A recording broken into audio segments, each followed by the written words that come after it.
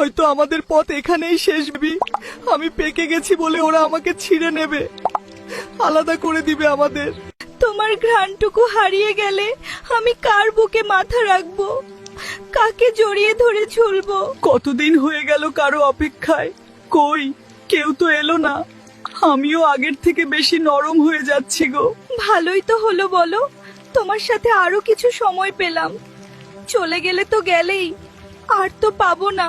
আমাকে শেষবারের মতো জড়িয়ে ধরো, আমার মনে হচ্ছে আমি যে কোনো সময় পড়ে যাব গো। না, কত অপেক্ষা করলাম, কেউ এলো না। আমার ঘ্রাণও কি তোমাদের টানলো না?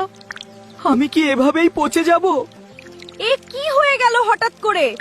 ঠিক আছো তুমি বাবু? তোমার কি বেশি কষ্ট হচ্ছে জান? আমাকে নিয়ে চিন্তা করো না গো, আমি ঠিক আছি। আর একটা কথা বলার ছিল জান, তোমাকে আমি অনেক ভালোবাসি গো বেবি, আমার জীবনের চেয়েও বেশি ভালোবাসি। তোমাকেও আমি অনেক ভালোবাসি প্রিয়। আমাদের বিচ্ছেদটা, তোমার শেষটা দেখো প্রিয়। আমিও পেকে গেছি, গন্ধ বের হচ্ছে। আমাকে কি কেউ নিতে আসবে নাকি আমিও? অবশেষে আমার একাকিত্ব জীবনের সমাপ্তি হতে চলেছে। কেউ একজন এসেছে আমাকে নিতে, সেই তো তুমি এলে। কেন আগে এলে না? কেন ওকে এভাবে আমার সামনে পৌঁছতে দিলে?